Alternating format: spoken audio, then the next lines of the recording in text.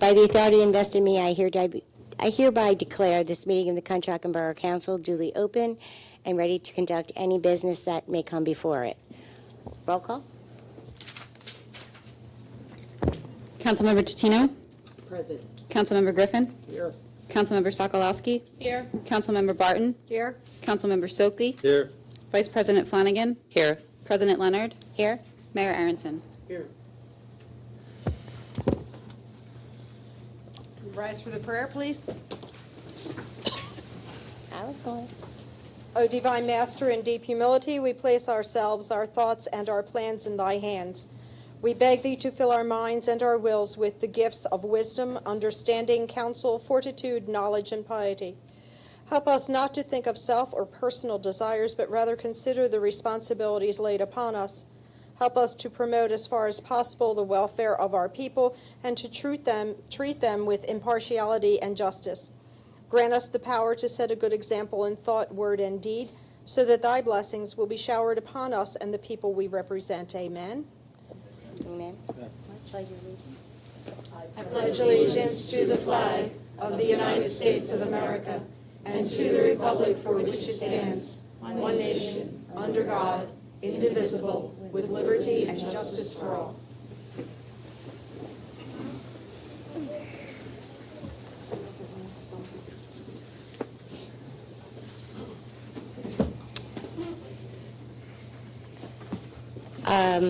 So on our agenda, unfinished business, public hearing on the 200 block of Washington Street, Millennium Block A, Millennium 4, conditional use application is being moved first on the agenda, and I'll send it over to Mr. Peters.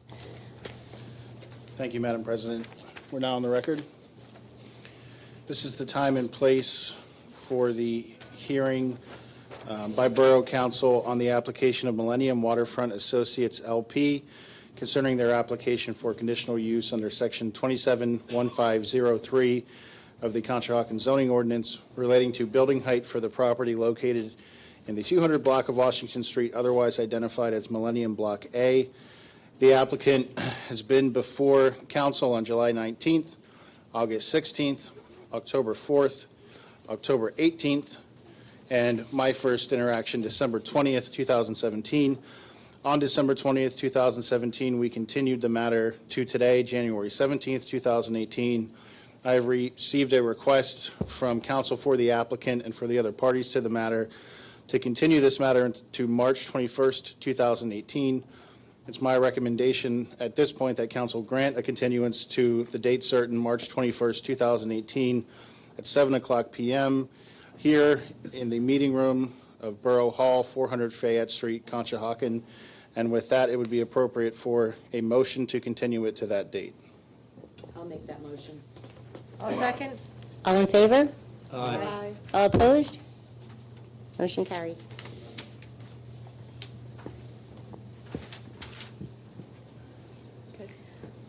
This evening, we're having a presentation honoring Officer Eric Hall, who is named SWAT Officer of the Year. During the presentation will be Upper Merion Chief of Police, Mr. Thomas Nolan, if you would. Thank you. Good evening, members of council and members of the audience here from Conshohocken Borough. I'm here tonight as the commander for the Montgomery County SWAT Central Region Team to present the SWAT Officer of the Year Award, which is being presented to a member of the Conshohocken Police Department. Montgomery County SWAT Central Region Team is a multi-jurisdictional SWAT team. We started in 1996 with just 9 departments. We're up to 25 departments, which cover the central portion of Montgomery County. Any officer that is even considered for the team has to go through a selection process in-house with their department. Then they are selected. They go through the process with the SWAT team. When they become a member of the SWAT team, they have to qualify with their weapons monthly, and then twice a year they have to qualify on a physical fitness qualification. So as you can see, it's a pretty rigorous accomplishment to just make the team. And then each year, the element leaders get together and they select one member to be the SWAT Officer of the Year. So to be selected as the best, from the best of the best, which I like to call them, I think is quite a prestigious honor. Our award is named after Whitpain Township Lieutenant Joseph Roscoe, who passed away in 2003. Joe was an original founding member of our team, and at the end of every year when we started, Joe would always push us to raise the bar next year and get even more professional and just better at what we did. So after his passing, we named this award in his honor, and we used his motto to us in the criteria for the award, which I'd like to read tonight. The recipient has consistently demonstrated a strong dedication to the Montgomery County Special Weapons and Tactics Central Region Team and has performed all SWAT duties both in training and operational situations in an exemplary manner. The recipient continually shows initiative and drive and is someone who is always willing to give the extra measure to get the job done. The recipient raises the bar at every opportunity and serves as an example for the entire team. And this year's recipient is Officer Eric Hall of the Conshohocken Police Department. I'd like to call him forward at this time.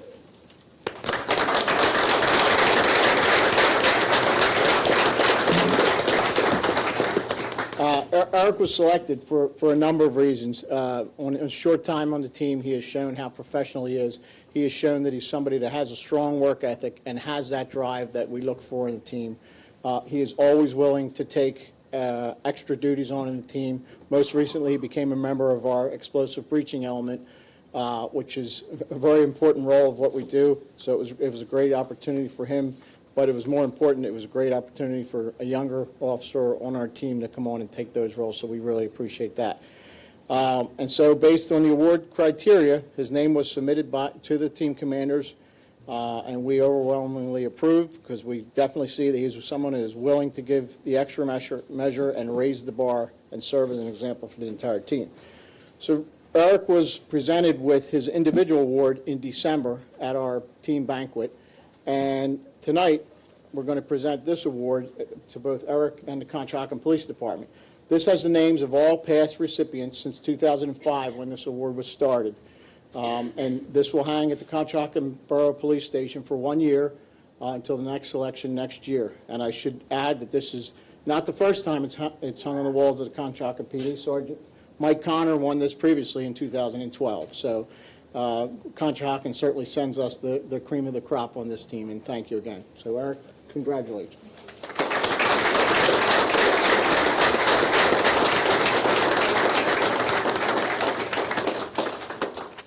Pictures?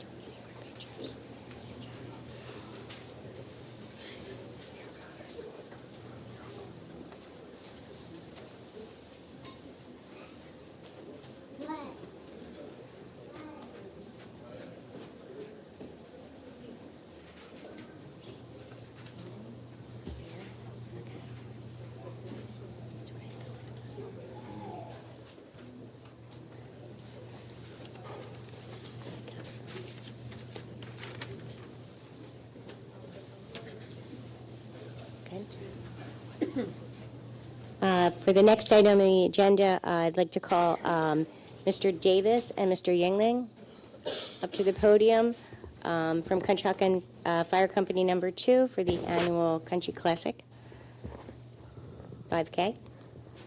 Hi, I'm Mike Yingling. I'm lieutenant with Conshohocken Fire Company Number 2. Gary Davis could not make it tonight. There's another mandatory officers meeting he needed to attend. I'm here to formally announce that the trustees of Conshohocken Fire Company Number 2 and the Bryn Mawr Running Company would like to once again hold the St. Patrick's Day Conchi Classic 5K. The race will be Saturday, March 10th, 2018. The race coincides with the St. Patrick's Day Parade, and it precedes the parade in its time slot. It's been a successful fundraiser for us, and this will, I believe, be our 5th annual. Just some information on the parade. It will March 10th, 2018. It starts at 1 o'clock. The parade itself is scheduled for 2. The race will go off at 1, and typically the last runner is finishing sometime around 1:45. And the Bryn Mawr Running Company has been very good about getting the course taken down. The start and finish pad and the finish line is all pulled up and taken off the street. The race itself begins in front of Conshohocken number 2's firehouse, and the marshalling and the award ceremony afterwards occurs on our apron after the race. So the race is done, finished by 1:45, and ready for the parade's 2 p.m. start. Some other points is that such things as portable toilets will be provided by the Bryn Mawr Running Company. A water stop will be provided by us and Bryn Mawr Running Company. We have volunteers to direct traffic or to help with road closures, and Narberth Ambulance provides ALS services stationed on the course as well. The course itself is a 5K is a 3.1-mile loop that starts in front of Conshohocken Fire Company number 2, goes down Fayette Street, turns around at Elm, goes back up to 10th, turns around at 10th, comes back down to Elm, and comes back up and finishes in front of the firehouse. So it's up and down a big hill. And it's all self-contained right on Fayette Street. It's been very successful in terms of all the logistics in the last couple of years, and it's been a very successful fundraiser for us. We have some permits still to attend to, and insurance forms to take care of, which we will do through our insurance company, and Bryn Mawr Running Company is insured with Roadrunners of America. So anyway, any questions? Anything? Thank you. You're welcome. Thank you. Would like a motion to approve? I would make a motion. I'll second it. All in favor? Aye. All opposed? Motion carries. Next on our agenda is a hearing regarding a waiver of off-street parking for 127 Fayette Street, the Great American Pub. Ms. Stetler? Ms. Stetler will open the hearing if the Hampshire family can come forward as well at this time. Good evening, council, ladies and gentlemen. Mark Hampshire, representing the Great Ms. American Pub. Ms. Stetler will just open it. Oh, I'm sorry. She'll open it, and then you can go, okay? Thank you.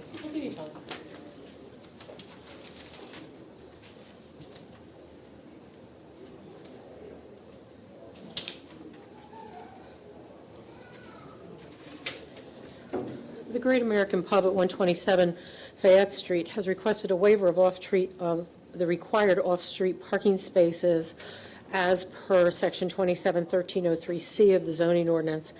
They have also requested a waiver to the requirement to provide a parking study in support of off-street parking. The pub is proposing to develop a rooftop dining area. This is an expansion of a permitted use in the residential district, in the business commercial district. And so there's not a change. There is no required zoning relief for this other than for off-street parking. The gross square footage of the roof area is 4,656 square feet as per their architect, and the parking requirement for a restaurant in the business commercial district is 1 space per employee and 1 space per for every 50 square feet of gross floor area. The floor area calculation works out to about 93 spaces plus 1 for whatever employees are working there. This is a very tight site. There is no off-street parking. There is no possibility of developing off-street parking on the site. The pub was granted a waiver when they did their last expansion, so the people are here to go over this. So I will let them explain to you what they're going to do. Thank you, Ms. Stetler. Good evening again, council, ladies and gentlemen. My name is Good Mark evening. Hampshire, representing the Great American Pub rooftop garden proposal. The Great American Pub has been proudly serving Conshohocken and dedicated to this community for over 25 years now, investing in the town, its people, many who have worked here and still call the pub home. We've been the place for leisurely nights out, family celebrations, weddings, celebrations of life, fundraising, just to mention a few. Our heart and soul is Conshohocken and the people of this community, making memories. We are seeking allowance to create our vision to continue becoming the most premier dining and event space in the Delaware Valley, with a gorgeous setting of live plants and garden-style decor, offering full-service dining throughout the week, hosting weddings and receptions, corporate happy hours, and live sports broadcasts, all while having the best views high above the beautiful borough of Conshohocken. We want to put Conshohocken further on the map of this budding restaurant scene in and around the Philadelphia area, keeping our locals local and presenting Conshohocken to our guests in the best light. With a space like the rooftop garden, we envision seeing more foot traffic to the local retail and perhaps a destination spot for more boutique shops to consider. The rooftop adds the perfect touch of trendy to our quaint little town. Thank you for your consideration. Thank you. Nick? Any questions from council?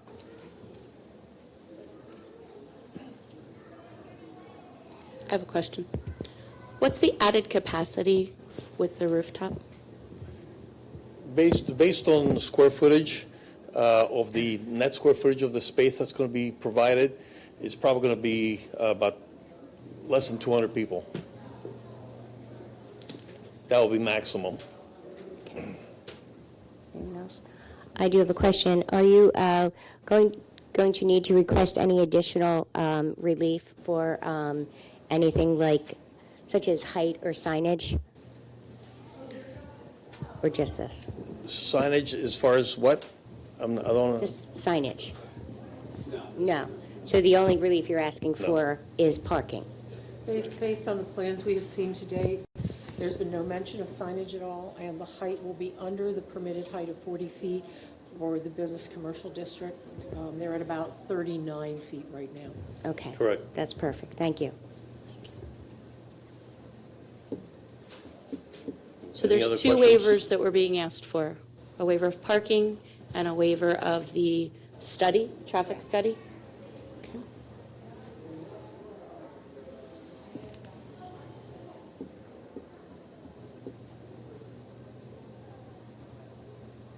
Have the fire marshals reviewed this plan? Or is that part of the next step? That will be part of the next step Okay. for the permits. So from a safety standpoint, that would be the next consideration, with fire exits and all of that? So at this point, I would need a motion. I'll second it. All in favor? Aye. All opposed? So can we clarify the motion? The motion is to approve both waivers? Yes, the motion is to approve both waivers for off-street parking and for the study for off-street parking. Is that correct? That would be correct, yes. And if Okay, we we'll could- do that again. All in favor? Aye. All opposed? Motion carries. Thank you. What's your expected date of opening, if everything goes? Spring, summer? May or June. Okay. Great. Good luck. Thank you. Thank you. There are extra copies of the plan if any of you would like to have a copy. The architect has them.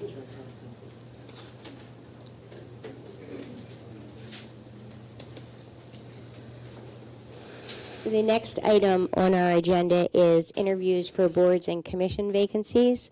I believe we're going to start with our civil service Correct. vacancies. The first person Bob Frost. Bob Frost. is Mr. Frost, if he is here, if he would like to come up.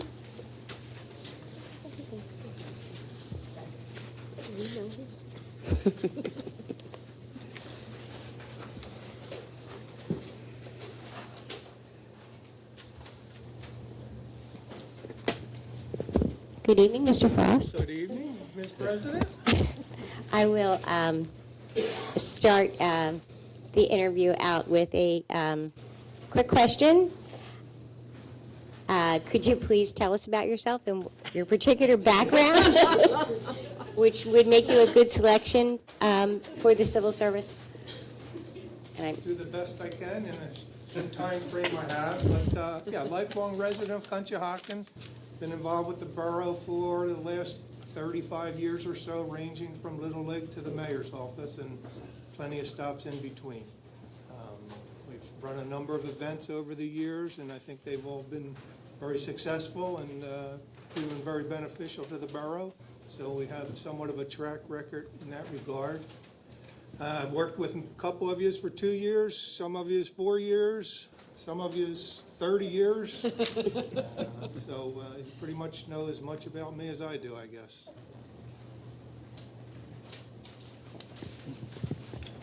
And why is it that you would like to serve as a member on the civil service? What is your interest particularly in that? Well, I've been involved probably with the borough for the last 25 years, give or take a few years. And over those years, we've hired and fired policemen as time has gone on.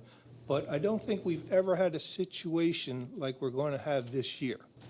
And if everything goes according to plan, we may see up to a change of 4 different positions, maybe 5. So we certainly want to take every precaution we can and make sure that we put into place the correct people and bring on people that fit with the borough. Back in the day, and Bob Stokely will attest to this, we actually used to interview many of the policemen ourselves.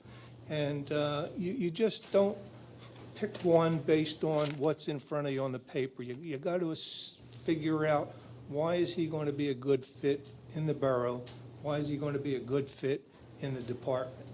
And I think I have a little bit of experience in that regard, having done it for a number of years. And I've worked with the police off and on, again, 20 years or so. So I got an idea what they're looking for there. Having been in sales most of my life, I've dealt with a lot of people trying to tell you one thing and meaning another. So I got a feel for when somebody's telling you something that's true and not true. And we did find over the years interviewing some of these policemen, and again, Bob, I'll defer to you on this, some of them become very adept at presenting themselves in an interview. They've been rejected 6, 7, 8 times at different places, so they know what to say, how to say it, and if you don't pick up on it quickly, you think you just hired the next Columbo, and in fact, maybe you got one of the worst of the bunch. So you've got to be very careful. And again, like I say, this is probably the most important year we've had hiring police in a long, long time. Okay, thank you. Anyone else from council have questions? Mr. Frost, in that one answer, seems to have answered all of the questions. I believe he has. I think you have covered everything for us. Thank you. Thank you. No, we no, have to interview two. no.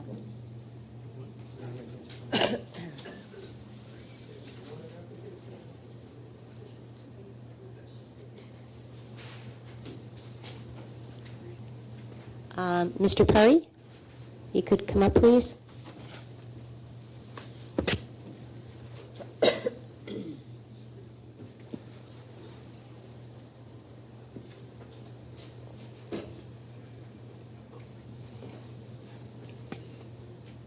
Good evening, Frank. Good evening, how are you? Good. Thank you for coming in this evening. Sure. So why do you want to serve as a member for our civil service? I can honestly tell you, I don't know much about the commission itself. Okay. I'd be willing to learn and hopefully progress with it. That's all I can really say. That's honest. I don't know much about it. Can you tell us a little bit about your background? Yeah, I've been an employee of the Borough of Conshohocken, the Public Works, now Public Services Department for 20 years. And plan to be here many more.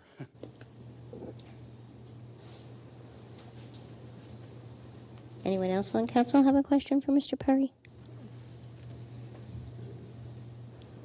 Is there anything that you particularly want to get from the role, get back from the role, if you are appointed? Learning how it works. I'm going to assume your role is being more involved in the borough, and Yes, this is, absolutely. okay, one of your ways of getting involved. Correct. Great, thanks. Thank you, Frank. Thank you.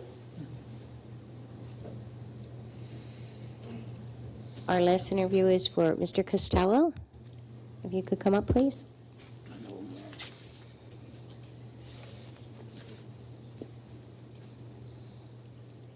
Hello. Hello, thank you for coming. Well, Could you give us a little background about yourself and why you're interested in running for civil service? I've lived in the Apply. borough for about 47 years. Member of the fire department. I'm also a member of the Conshohocken Soapbox Derby. So I've been involved in some of the different organizations in the borough. With the pending retirement of two of the officers, it's important to have the commission filled out with people that know the borough and understand how the borough works. Okay. What do you believe your role is on the board or commission? I believe it would be to interview the prospective applicants and then try and decide which one would best fill the role that they were applying for. Okay. Anyone else on council have questions for Mr. Costello? What do you do professionally, John? I work for an engineering company. Okay. Is there anything else that you would like to add? I just have one question. Sure. How does the commission interact with council itself? Do they act as an independent body, or do they work exactly with council hand in hand? I think it's more for the solicitor. So. Oh, sure. Yes. They interact generally as an independent body. They choose and determine who the next officers will be. Borough Council makes the actual appointments. Okay. Okay. Everyone from council is good? Thank you, John. Okay, thanks. I would like to just thank all three candidates for coming this evening to interview. We appreciate your interest, and we also appreciate you taking your time out of your evening tonight to offer your services and volunteer your time. So thank you. Thank you. Next item on the agenda is for position for the, oh my goodness. Planning Commission. Planning Commission with Mr. Moralia. If you could step forward, please. Thanks.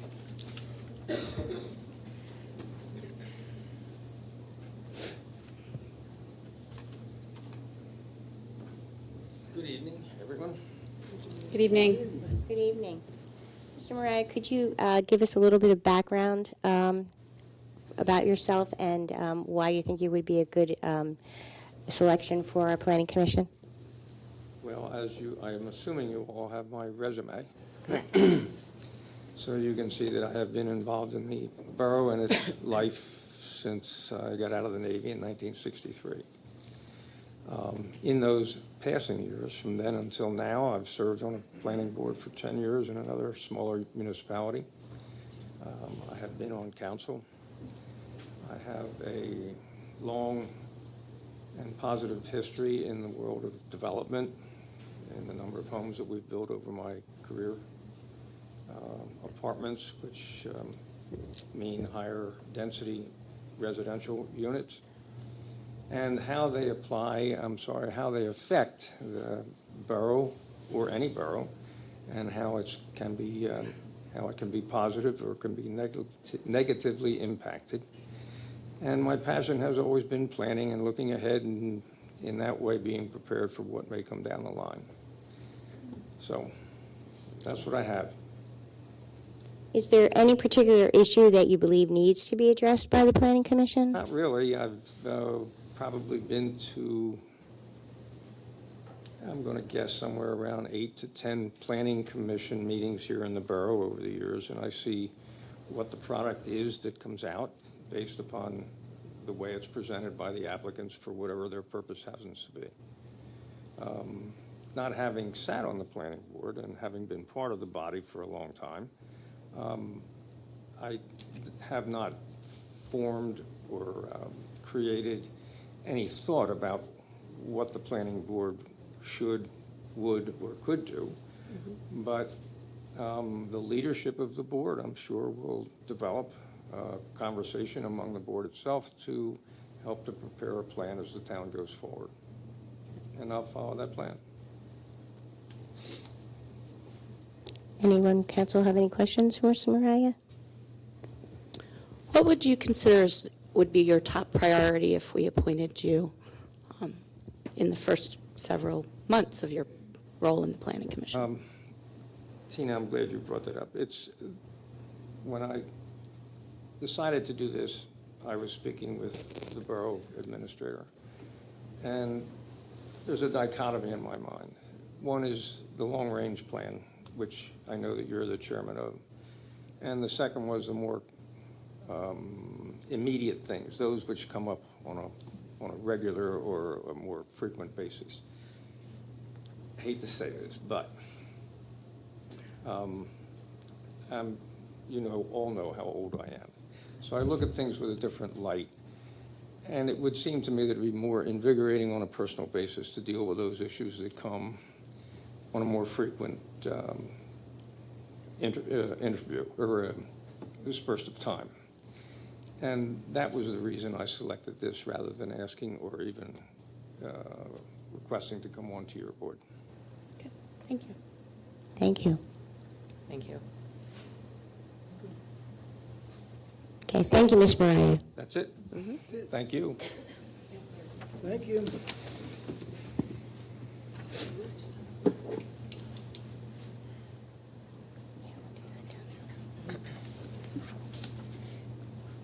Next on the agenda is the presentation from Marissa Buck and Mackenzie Freilinger for the dog park. And I'm sorry, I know I probably did not say that correctly. Don't worry. Thank you. Perfect, thank you. Good evening, council. Thank you for allowing us being here tonight. My name is Marissa Buck. I am the chair of the committee. Hi, I'm Mackenzie Breilinger. I'm the vice chair.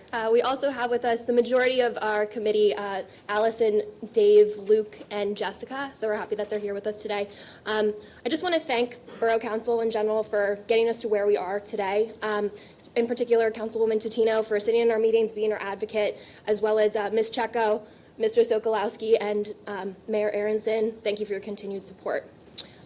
Today, Mackenzie and I, excuse me, are going to just quickly go over the history of the parks, what we've accomplished so far, and our goals for the future.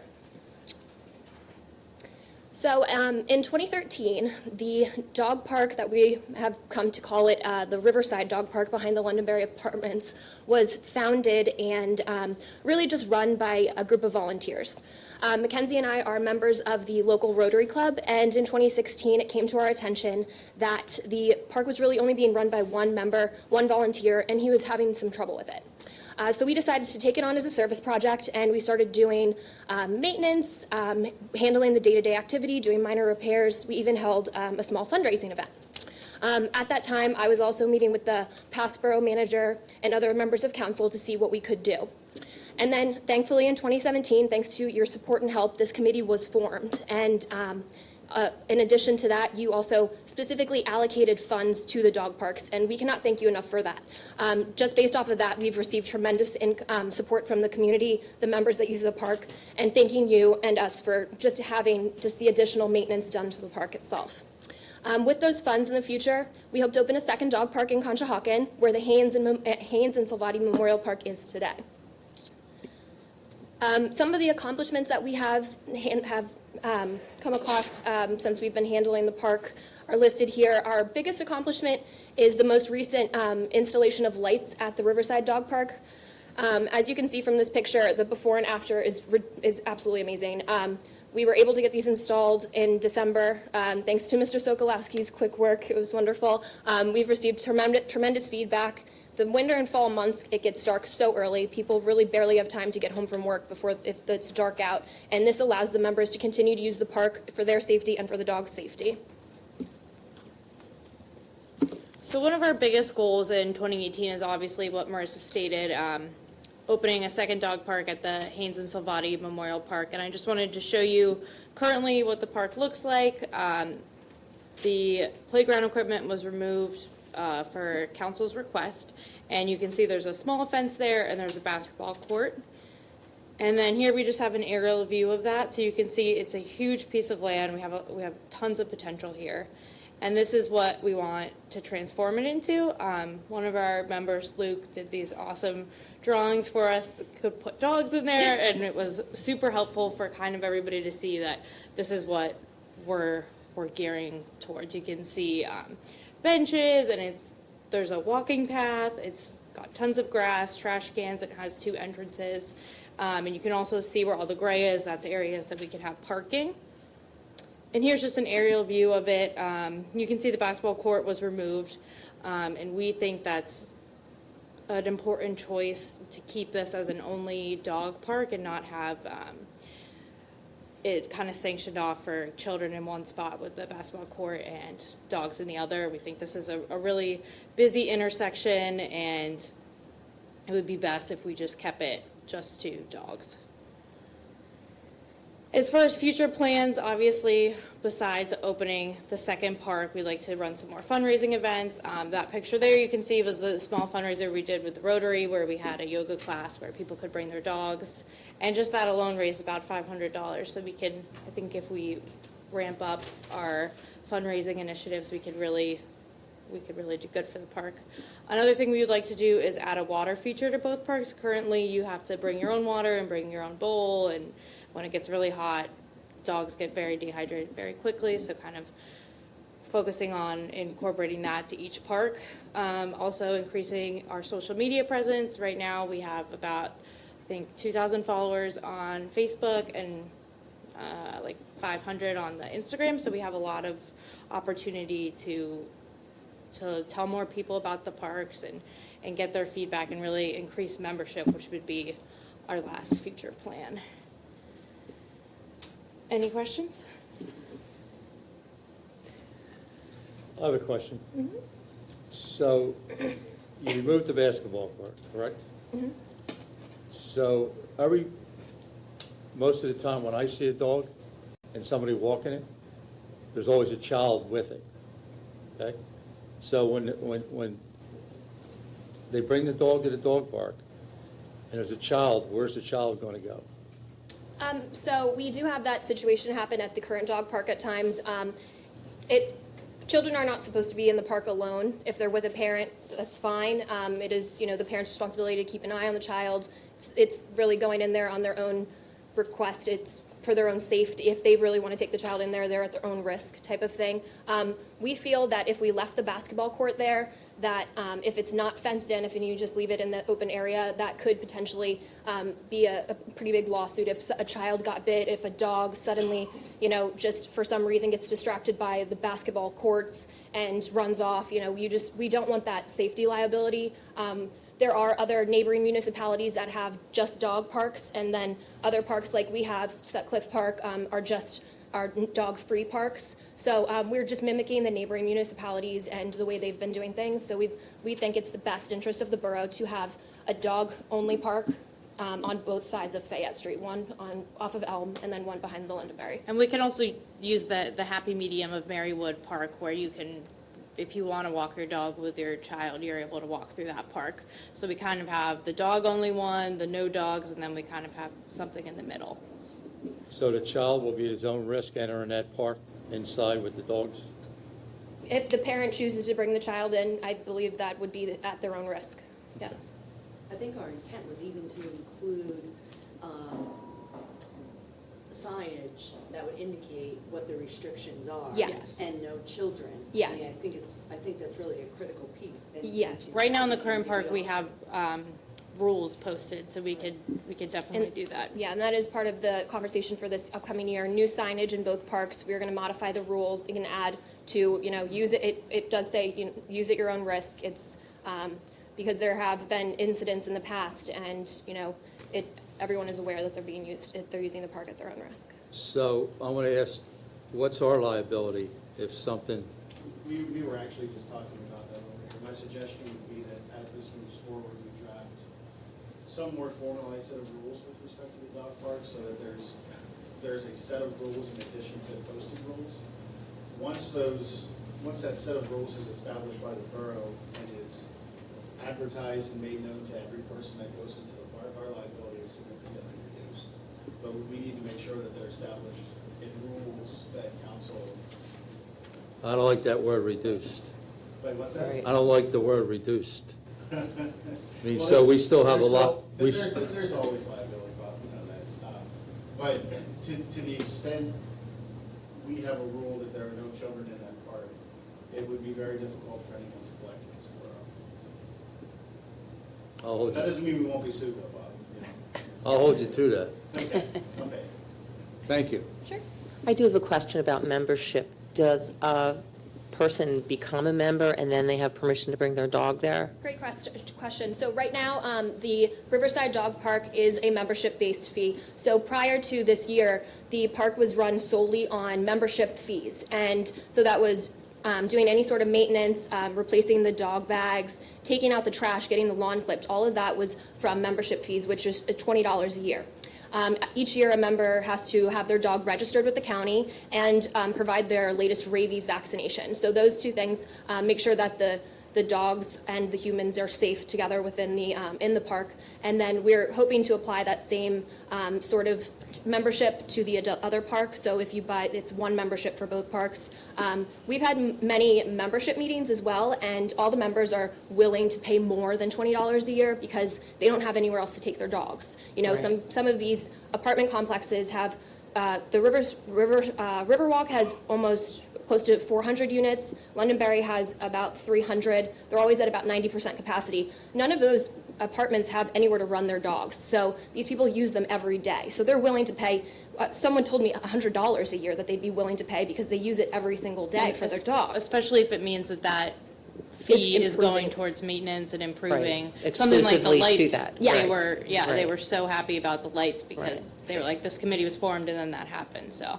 Great. So has any consideration been made of having the actual owners of the apartments contribute to the dog park? They're allowing you to rent and bring your dogs. Right.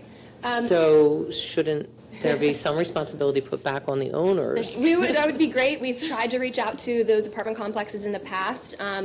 We haven't been able to get much of a response. It would be great if they can contribute anything, but we have had Right, it hard seems like a time to- logical Absolutely. occurrence if they're Especially 'cause- allowing you to bring your Right, pets. they'll- And they charge you additional rent for having pets, don't Yes, they? they do. Like a security deposit and Yep. all that. Mhm. So I think we should look into it too, that Absolutely. if we're going to They have the add- dog Yeah, I was park. just gonna say, they know. advertise like on their elevators at the Londonderry Right, about the it's dog dark. park. So it's- Well, if you're yeah. advertising Then it, they yeah. should contribute because they're certainly charging enough in It's rent to definitely on you our all. list. Absolutely. So, right, so I think that would be another avenue of revenue to explore. Absolutely. Yes, we agree with that.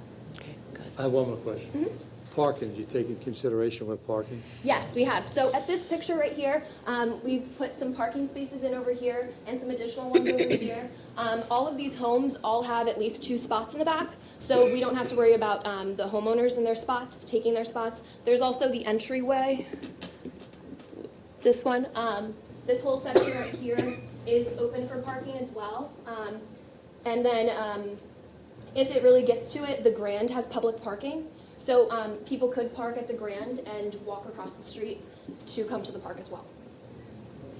Thank you. We would take out a tree or two over here for the additional parking. More questions? Can I just say I've seen Ms. Buck and Ms. Breinlinger take on this responsibility over the past 2 years as the Rotary Club got up and running, and it's been pretty amazing to see it get this far. So thank you guys for doing this. I think everything you're doing just puts us to where other boroughs and townships are. We're not doing anything out of the ordinary.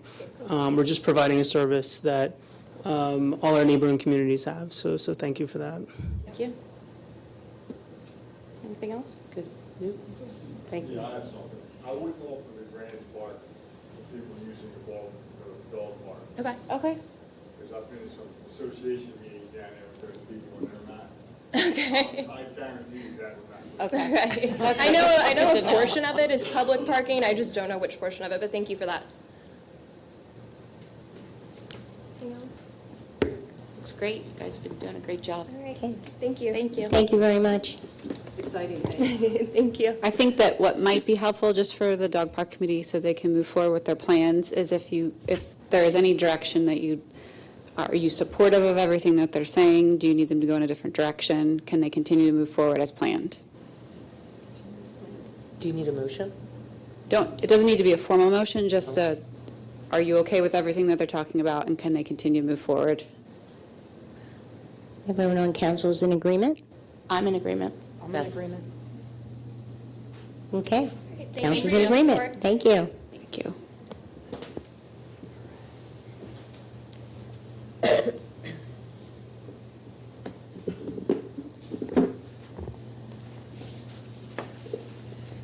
We have 2 items on our consent agenda for the evening. The first is approve and adopt the December 6th meeting minutes. The second is approve the December ending treasuries report and accounts payable.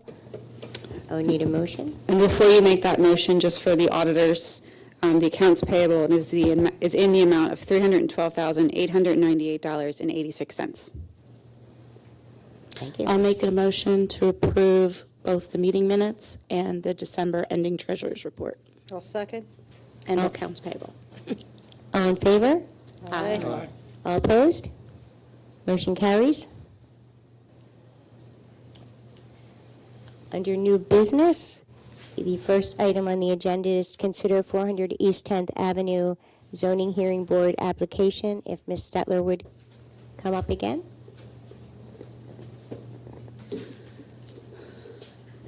.400 East 10th Avenue is a somewhat unique situation. It's located in the Borough Residential 1 zoning district.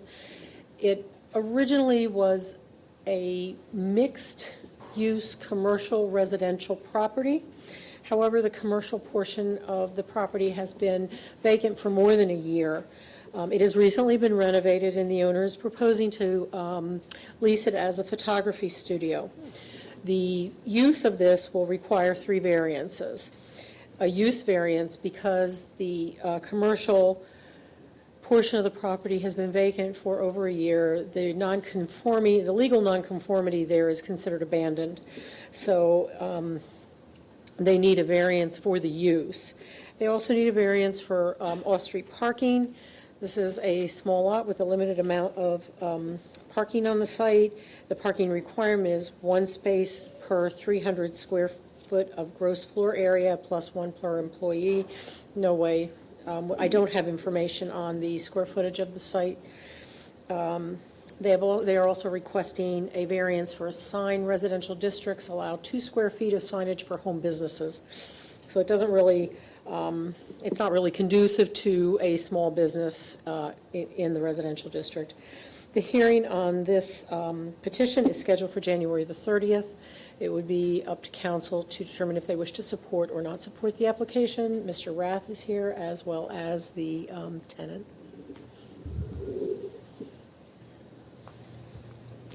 Good evening. Good evening. You can come here.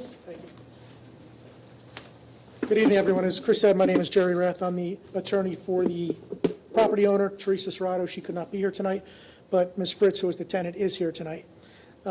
It is zoned residential, and we do need a variance for the use. There may be a question whether or not the nonconformity was legally abandoned, but that's not before the board, so I won't go into that with you guys. We are going for a variance. As the first floor has been used commercially since the 1960s. It was Jim's Deli, and it's been vacant for a long time, and that's why the applicant was told they need a variance. Since I think it started in like 2017 or 16. There's been many upgrades to the property. Flooring, a bathroom, lighting, windows, heat, electricity, finishes, air conditioning, doors, all those things have been done to the property to upgrade it. I'm sorry, I'm saying the property. I should be saying the unit. We're only talking about the first floor for my client.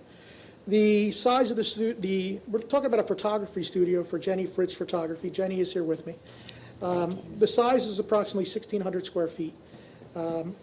Jenny is a resident of Conshohocken. She lives around the corner from the site. She'll be walking there every day, so there won't be an issue for parking for her.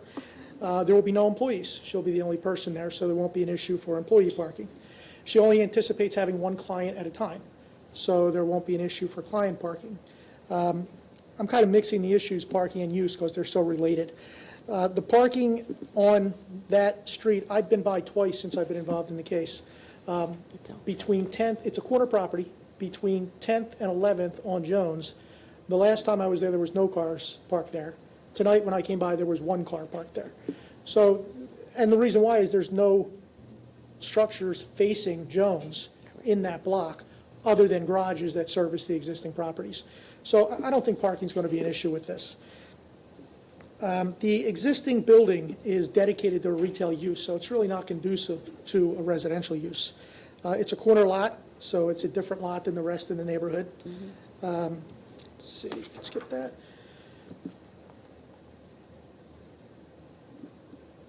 The sign. We're looking for not a big sign. We're talking about 2 feet by 2 feet. It's nothing really large. The intent is to hang it right by the front door, just so people can identify where she is. I don't know if you've ever been looking for a business and they don't have a sign and you're driving around looking for them. It actually causes a hazard if there's not a sign. So that's why we're looking for a small sign to allow the safe communication of the business location. We'll entertain any questions you have. Sure. Jenny, how long have you been in business? I've been doing it for about 3 years. Okay. And typically you have one client at a time? Yes. And what hours will you be open? Just during the day. Okay, not evening hours or? And do you? Okay. Okay. And what type of photography do you do? Weddings? No, just No? child and family portraits. Okay. Okay, good. So it will be a portrait studio as well as a working, Yes, but I'll work there. Right in I there. work there and then also Okay. have families come in. the sign that you're speaking of, will it be on the building or protrude off the building? It's still in design stage. It's either going to be one of the two, obviously. We're waiting for some designs to see whether the protruding sign, as you called it, looks right or not. Okay. But either one of the two. The size is what I thought was important. And the sign would be facing 10th Avenue or Jones? You're not sure yet? Exactly. It may be Okay. on an angle so you can see it coming from both ways, which I is one was going to side. say, maybe, yeah, you would need it both ways. Okay. So where are you currently operating your business? I go to clients' homes. Yeah, so it'll just be easier than having to bring everything with me. Anyone else on council have any questions? Do we need a motion? Okay. I would make that motion to recommend approval. I'll second it. All in favor? Aye. All opposed? Motion carries. Good luck. Good luck, Jenny. Good luck.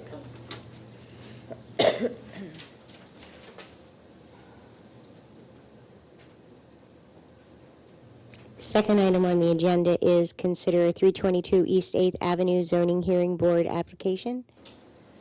This is very, very quick because we were informed today that the petitioner would like to continue this. Apparently, the owner wants to make changes to the plan. They will be submitting an amended application, and then will probably come before council sometime in February. Thanks, Chris. Thank you. And we need a motion or anything? Nothing, right? No. Okay. I'll make that motion. But you need a motion to continue? table it, don't you? No.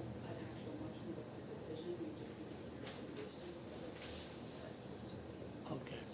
Okay. Okay. Third item is consider approving PennDOT's Green Light Go traffic signal system management agreement.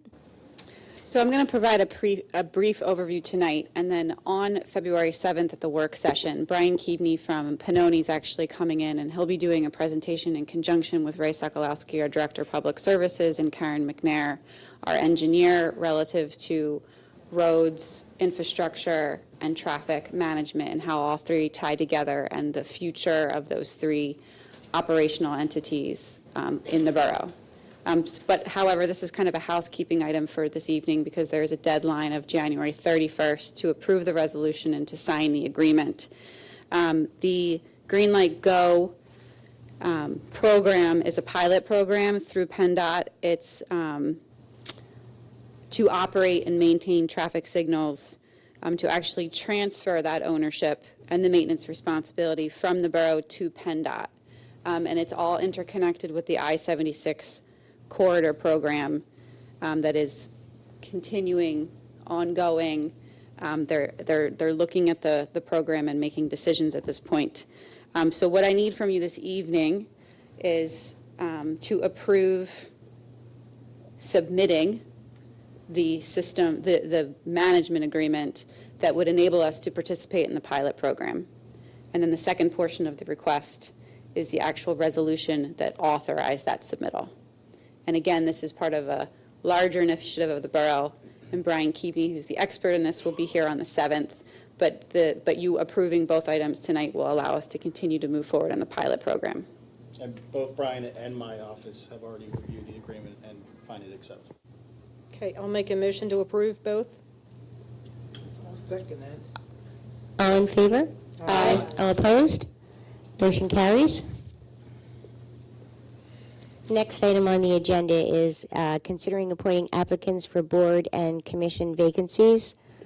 Since we've had multiple candidates to review for our civil service, I would like to suggest on that commission that we postpone that until the 7th so we have time to make a responsible decision on that. Everyone, council, in agreement with that for the civil? Sure. Yes? Yeah, I'd like to just kind of go over the applications. And Yes. The other is the planning commission. I would like to make, excuse me, I would like to make a motion to appoint Stacy Allen to the Planning Commission. I'll second that. All in favor? Aye. All opposed? Motion. I'm sorry, 1 second. You're talking for planning? Yes. She had applied for that months ago. Go. So what we're looking for is, we're not making a decision on the civil service role, but we are for planning. Correct. To move ahead with the planning. Why are we doing it for that one? Because we've been doing that one for months. But they're two committees that we're talking about, and I just don't know if we're delaying one, but we're making another decision because we still Planning has a have. vacancy right now, and they need it to operate in February. Yes. We've had a vacancy. In civil service, we have the option of being able to postpone that Right. because it's not Active. immediate. So the decision has to be made this evening for planning. It should be, It should yes. be for February. They need a full board.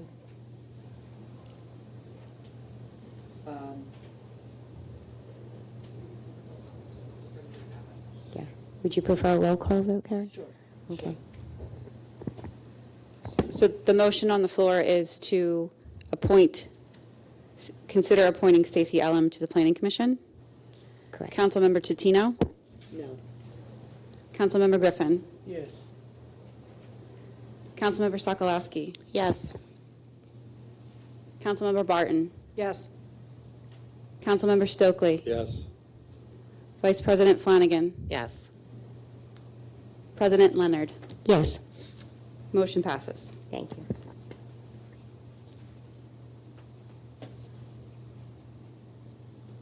The next item on the agenda is consider approving the mayor's request to charge and accept marriage ceremony fees.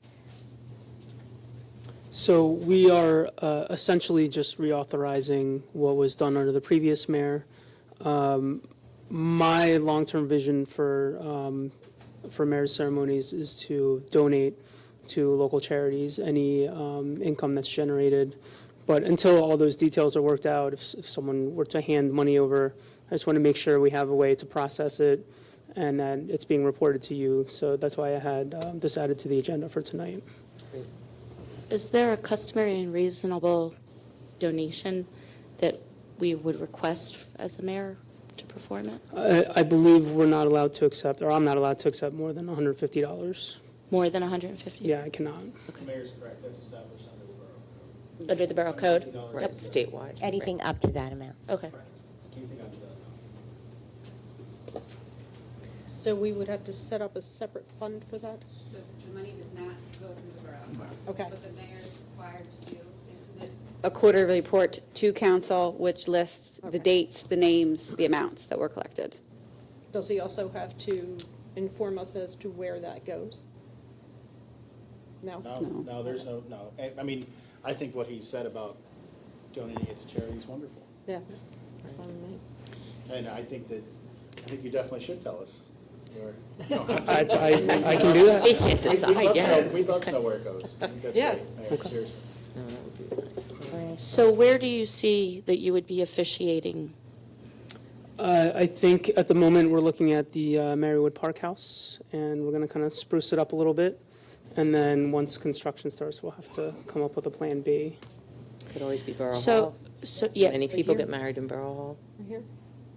So I guess I just have a question. So when people who get married, they make donations to venues. Is there an idea that just like using our pavilions or our parks, that there would be a fee that Right. would be charged for using the park house? I would think so eventually, but maybe not right now because we know we're going under renovation Right. very soon. But Okay. I think for the eventually that would be to rent it Yeah, as a wedding venue. Right, because it can actually be used as a venue for different, Right. all kinds of different things, so. Right, but for the temporary time, I think, as long as it's not excessive, you would have to give up your time. Okay. And we would also have someone from the borough to be available to lock up and open up and Yeah, all I'm just that. thinking, because there will be Logistically. some Right. overhead for. Right, exactly, that we for, would take on responsibility, right, so we'll I have would to want to look, make sure. I think we better look into that. I think that's I think something that we'll would- that need would to be- put on one of our working agendas. Okay. Okay? Right, that's a good idea for Yes. next, for February. Good. So do we need a motion for that? Okay, I would make the motion to approve the mayor's request for, I'll second it. okay. All in favor? Aye. All opposed? Motion carries. You might be able to marry me the next time around. I doubt it. You can marry Ike the next time There you around. go, you can marry Ike the next time. That's right. Celebrate your 50th. President Leonard, if I can just 50. I'm on remind 55. council that in your upload last Friday, you received a draft copy of the newsletter that will be going out. Yes. If you can get me back any revisions or suggestions or comments by Friday at noon, and then it will go out and be in mailboxes tentatively February 2nd, if we stick to that timeline. And then my last reminder is just, we had another situation where Monday was a holiday, and we did, again, deal with trash issues. But I will let you know that the code enforcement staff was out and active. They did issue 73 warning notices, as requested at the last council meeting. That's all I have. Thank you. Mrs. Checo. Public comment? Does anyone for public comment? Please come up and state your name. The podium. Do you prefer? Tim Beckel. I actually live on the 300 block of Elm Street, where the new proposed dog park is. It's amazing what's been accomplished up to this point. I just thought I'd share just a piece of information. Living there, I do see that the basketball court is used quite a bit, and so at least would offer up that piece of information as maybe a consideration of keeping the dog park.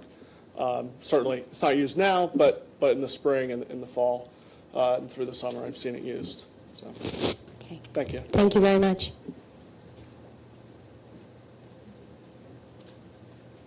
Anyone else for public comment?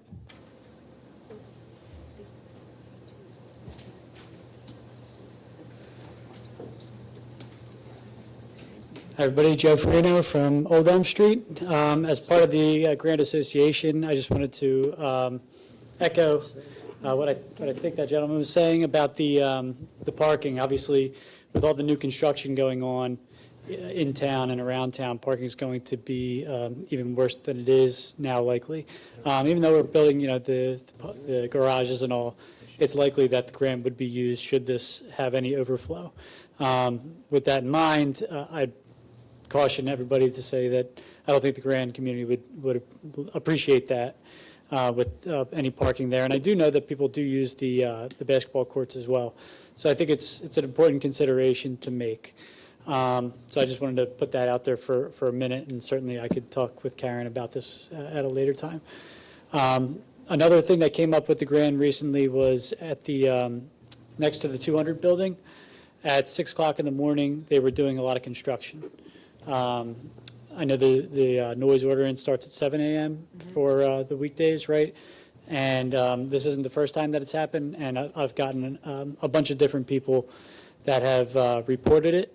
One gal said she reported it to the police. I'm not sure if there was a police report written about it or not, but there is a video of it. I could share it with anybody if they'd like that. So I'd appreciate the consideration to look into this early morning construction around the community. That's all.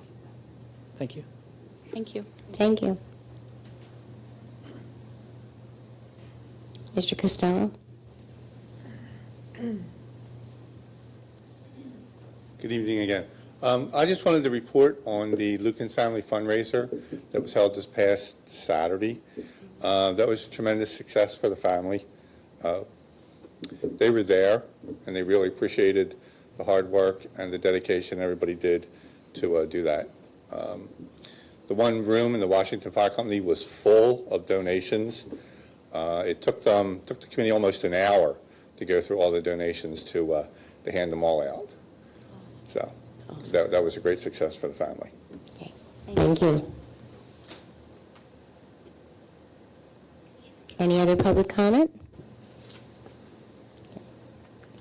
Council? Mr. Mayor? I do have one. So I'm going to be holding public office hours at the Conshohocken Library in the community room downstairs starting in March. It's going to be the second and fourth Wednesday, 4:30 to 7 p.m. And then the third Saturday, 10 a.m. to 12 p.m. So that's open to the public, and we'll advertise that out. Great. Thank you. Mr. Stokely? Yes, I'd just like to bring my 2018 goals to council next workshop meeting. Okay. Thank you, Mr. Stokely. Thank you. Ms. Barton? Nothing. Thank you. Nothing. Ms. Flanagan? I just would like to thank the Public Works Department because we have been getting hammered this year. Seems like back-to-back ice storms, snow, bad winds. I know it's just been a really tough winter for all of our crew, and I appreciate that they're out there every day for us. Thank you. Mr. Washington? I have nothing. You'll know when I have it. I do not have anything, thank you. Okay. Okay, I would like to thank everyone for attending this evening and for everyone applying for our boards and commissions this evening. We sincerely appreciate you coming in and your interest in that and supporting the borough. Thank you. Meeting adjourned.